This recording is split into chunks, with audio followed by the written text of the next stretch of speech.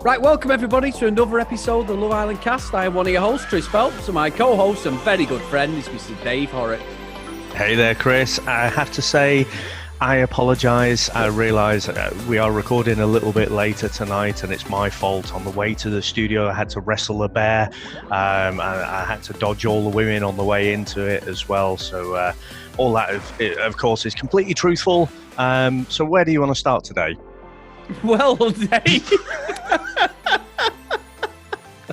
we got what was probably the most dramatic, sickly, fucking fake exit I have ever fucking seen on Love Island. Absolutely fucking bullshit from Ollie and the producers. Awful. Now, Dave, I know we're both chomping, so I'll let you go first. What did you think about that whole debacle? Because it was fucking awful. Well, the official line, of course, is that Ollie's suddenly realised, although we didn't see any hint of it at all, but he suddenly realised his ex-girlfriend he has mad feelings for, and he just can't be truthful to everyone else. He's doing this very magnanimous, this very kind thing for everyone else, and he just has to go and explore these feelings with this ex-girlfriend. And all the official shows and everything, they're all towing the line. They're all saying, "Oh yeah, isn't that wonderful?" All the girls are cooing over it. She's, "Oh, that's really sweet. Go do it, man." It's like the end of an 80s movie, isn't it? And all the guys are a bit gutted about it. But I smell something a bit, Chris. Not what we smelled yesterday, Dave. It fucking smells like bullshit to me. I mean, come on. Everything I've seen online, Dave, on Twitter, Facebook, everybody's saying the same, whether you're on the official Love Island, Facebook page, Twitter, once you tweet out, he's gone. You've got friends, I'm sure you're the same on your timeline and on Facebook saying it.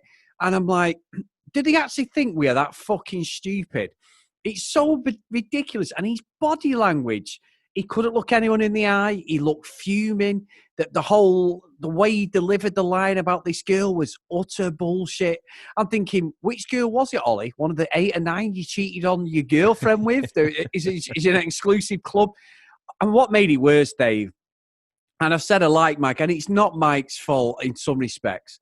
Mike went, "Oh my God, it's like I've lost a brother. In 48 hours, I've got 3 fucking brothers and 5 sisters, and it takes a lot longer for me to call someone fucking brother." Fuck me. I was like, oh my God. I was like, you people are fucking idiots, Dave. Idiots. I mean, we come back to this thing, though, don't we? That because they're cooked up, they're sharing every minute of the day in each other's pockets. They experience time a bit different in there. So it does seem a bit odd. I mean, they are all accelerating those emotions and displaying things. I'm sure we'll get on to some of the other people as well. They're all behaving, in the outside world like you would several months or possibly even years down the line. So, yeah, I mean, you can't say anything too negative, I don't think, about the contestants and how they're reacting to this story that Ollie's given, because if we haven't got the awareness of what's going on in the real world, it seems on the face of it like a lovely, well-crafted story, doesn't it? A good reason to not be in the villa anymore. But I don't know. There is a 0.001% chance that is true for me. Yeah, and the thing is, we're never going to know who this girl is because no media outlet's going to touch him with a fucking barge pole, are they? Unless we get the old Ollie wants to say his side of the story, the 10-page exclusive while he takes you around the tour of his fucking mansion. What a load of nonsense. Well, have you seen Sharif's tweet?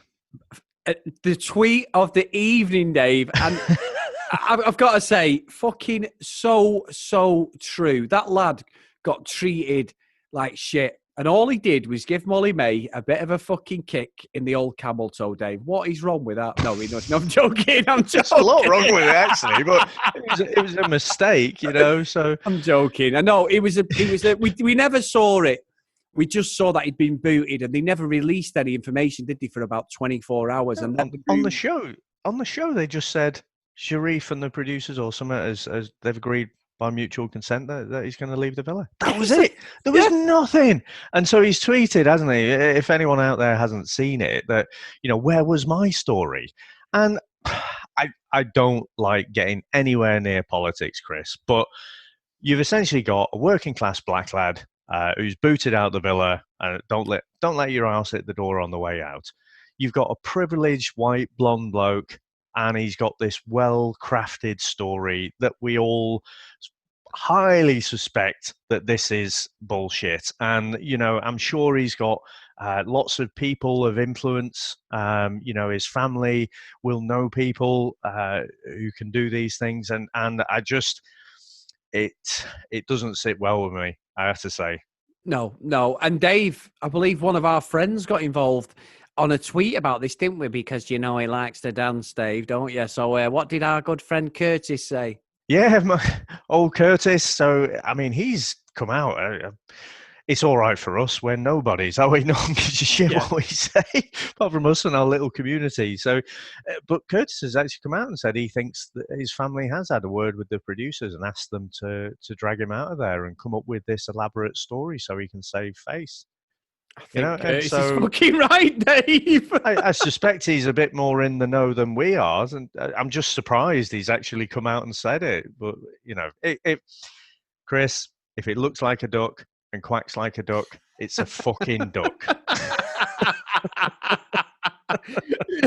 My saying is bullshit from China, but I fucking love it when you say that line, Dave.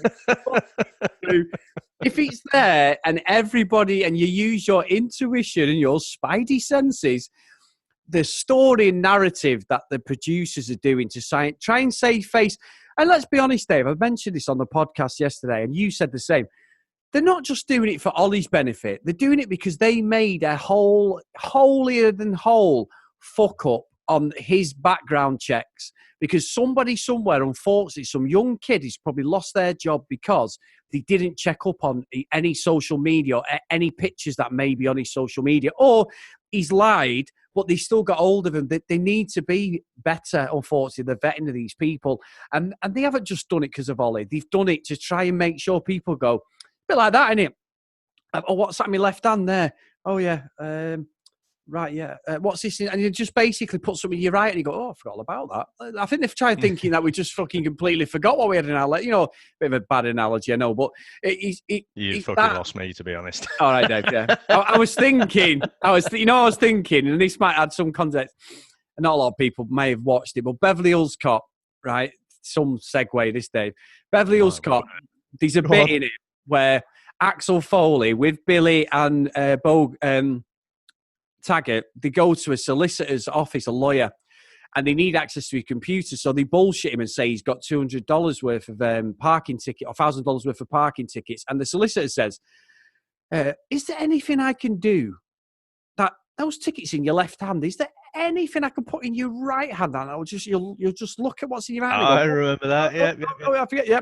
And he basically, Axel Foley says, yeah, $200. It's that sort of foreshadow where they're sort of thinking that we're all that stupid to go, what was Ollie doing last week? Oh, the few months ago, was he trophy hunting? No, he's going after his girlfriend. It's so ridiculous and premeditated. Honestly, it was one of them things where I was fucking screaming at the telly thing, and I was like, this is fucking bullshit. And I'm going to say my line, Dave, and it's also bullshit from China. Big time. I tell you what, Chris, if they actually swapped in Sharif for Ollie there, we could do a whole trading places analogy. Yeah, that's true. We'll get on, I'm sure, to the new guys coming in as well. But you know what, Chris, I have to say, so we started off this podcast journey, didn't we? We started off in the UK, then we went to the US, then Australia. We're back in the UK again.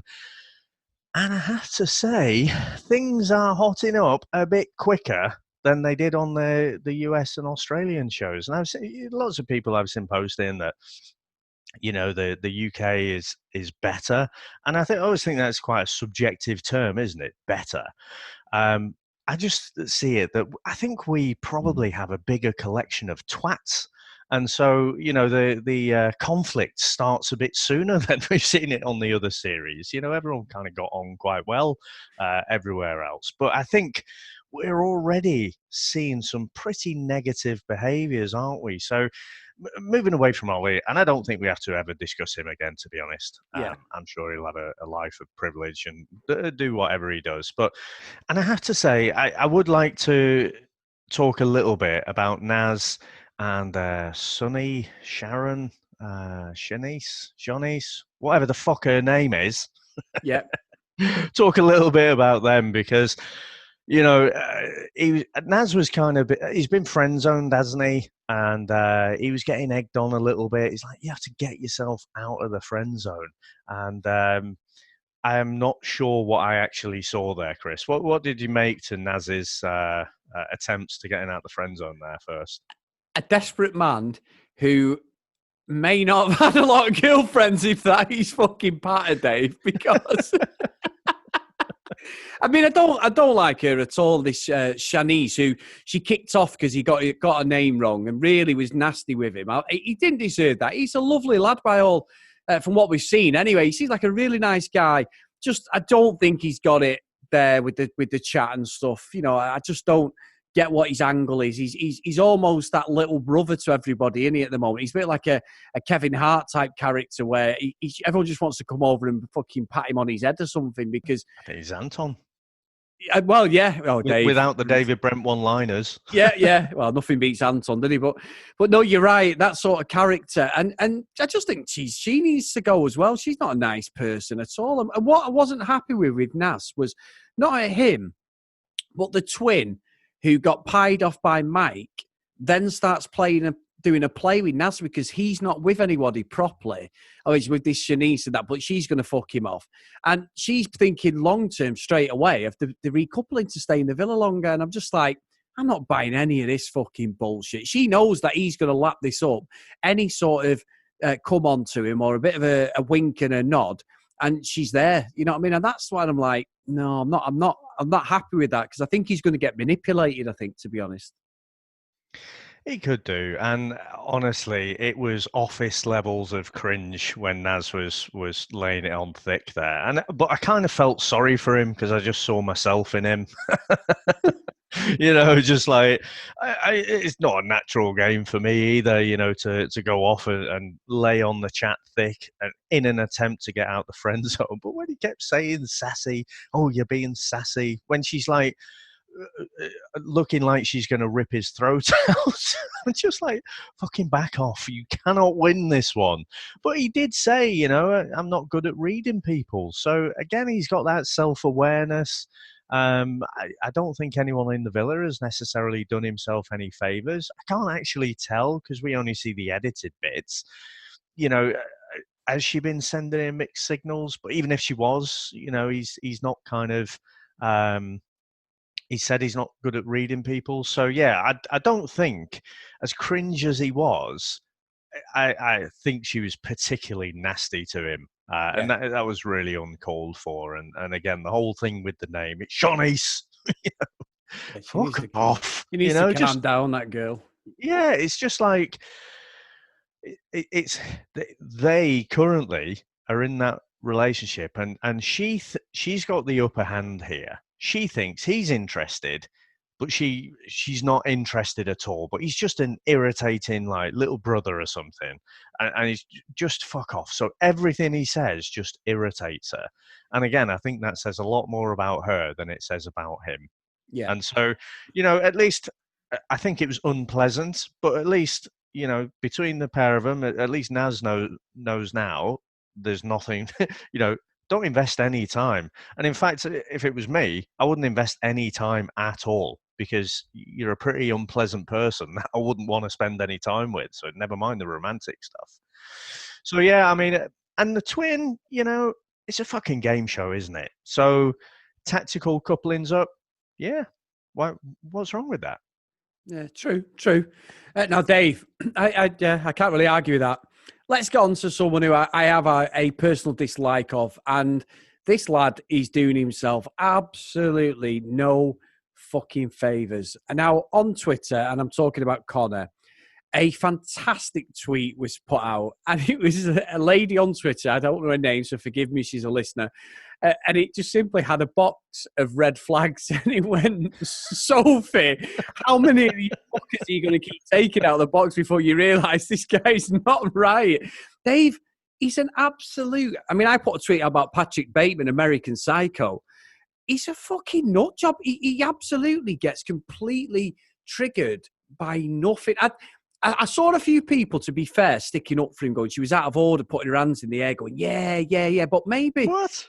I didn't think she was. I just thought she was just going along with the joke. But he went completely, absolutely went. And I was like, oh, my God, you literally will be locking whoever you get with in a bedroom and not letting them out, because he just does not like anybody saying anything against him. He's a very, very complex person. I hope whatever happens, he either has a bit of a come to Jesus moment, or out of the house something happens, because you can't go through life acting like that. It's absolutely terrible behaviour in my eyes anyway.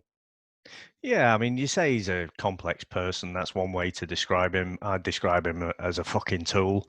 That is another way. That's just my opinion.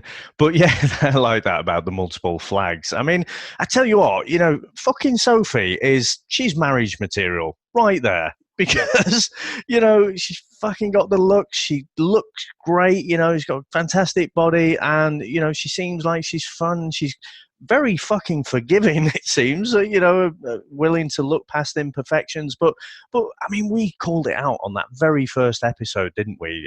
There was the whole thing about, so he's had a threesome on the first date or whatever, and it's one of those kind of humble brags, isn't it?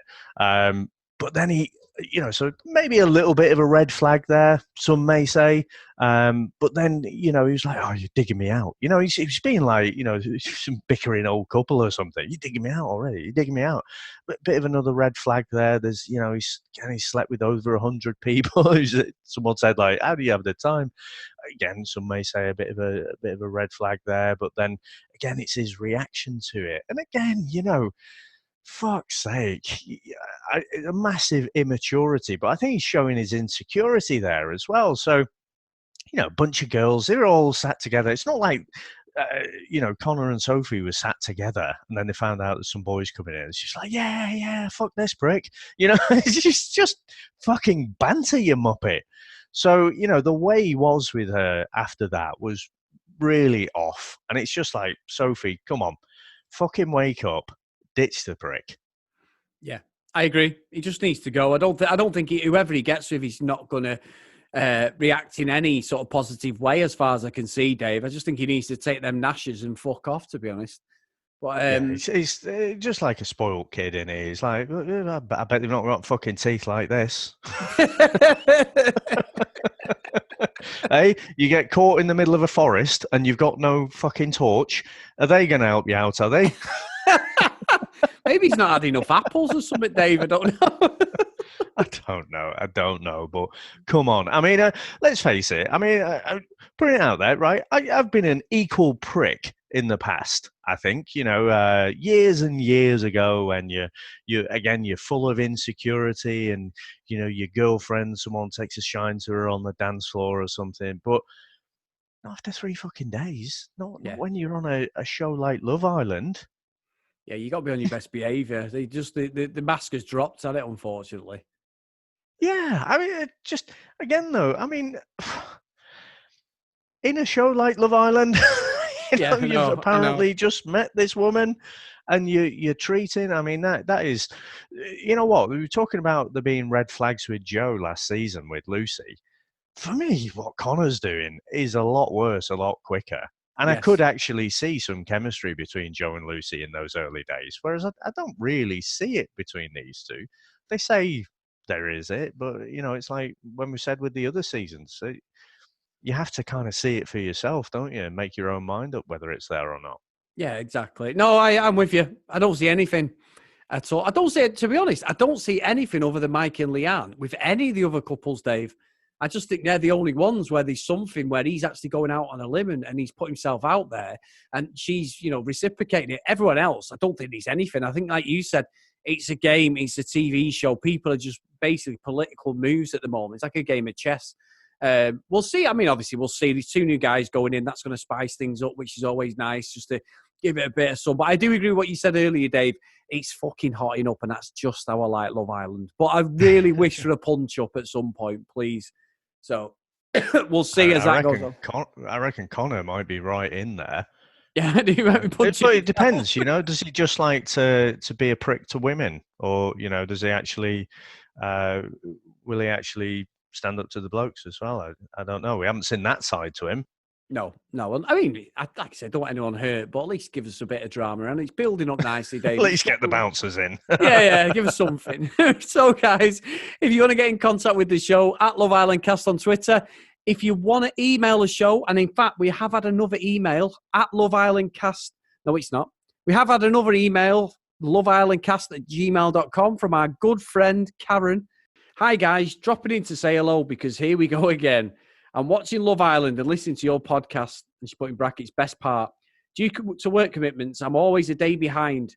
Not grabbing me at the moment, and I don't even know most of the names. Every one of them seems to be behaving like they've been in there 3 weeks, not 3 days. So territorial. So territorial. And then she's a little bit of a rundown of the ones she knows. Resting bitch face girl. Hope she goes soon. I think that's Shauna, Dave. The Scottish girl, pouting in tantrums already after a guy she wasn't even that keen on and hadn't known for approximately 48 hours. Sophie's lovely, but that voice, I can barely understand her. Mike, the policeman, a bit too smooth. Anyway, no doubt I'll be ready to have another bit soon once I get into it. That's from our good friend Karen, Dave. So thanks again, Karen. And as Karen has done and Agnes did earlier in the week, please get your emails and messages over to us and we'll read them out for you. And if you just want to rant about the show and you don't want them reading out, just put that in the message to us. So, Dave, another great episode. Have you got anything today, or is it simply, we'll see you next time? Well, I'd just like to say, because I have a quick look on iTunes, see how we're doing there, and I was looking at the ratings, because we always put out the request there. If you want to support the podcast in a nice free way, if you could head over to Apple Podcasts and just drop us a 5-star review, write whatever you want, write who you want to win, write actual thoughts about the show, whatever you want. But if you could do that, that would be lovely. And I was just having a look at the official podcast, and they've got 38,000 Apple Podcast reviews just in the UK store. And we've got 31. That's not bad, Dave. Only got 7,000 to go. No, not 31,000. Just 31. But Dave, these fucking no, they're advertising on the TV and everything, on the radio. So, we're just this poxy little podcast. So it would be great if we could get some more. And we'll get the bastards yet. It'd be a fucking miracle if we do, Dave. Yeah, but let's be honest. Do you want Kem, who is an ex-contestant? Do you want Kem and the girlie, the Scottish girl who he presents with? I've never even listened to. I know you have. I haven't. Do you want them vanillaing it up, saying, "Oh, Ollie, oh, fantastic! What a great guy! Oh my God! Wait till his girlfriend gets him. It's going to be like something out of fucking Dirty Dancing or something." It's like, oh, would you want me and you on there talking utter shit but calling them out for the truth, Dave? Because I know which podcast I'd be listening to. It's like, You know what it's like as a wrestling fan for years? It's like listening to a WWE program. And they run with the storyline and they keep the storyline going. You're like, Undertaker's not been seen for 6 months. He's been buried alive. And then you get the real one and the guy goes, well, he was in Texas last week training in a gym. That's what we are. We are the ones who are telling the truth. We're not running with the storyline. So for me, if you can, as Dave said, that's fantastic. Obviously, I thought it was 31,000, Dave, because we are that popular. Get your reviews on there, guys, and get us to catch up to those bastards. So anyway. Chris's comment there is not part of the show. So, no, the official podcast is good. They get guests on there and stuff. It's just they have to toe the company line. So whereas we don't care. So Yeah. if you could get on there, rate us, share us, get your friends, nab someone else's phone if they've left it unlocked. Subscribe and rate us on that one as well. That will be lovely. Good stuff. Right, we'll see you next time. Bye now.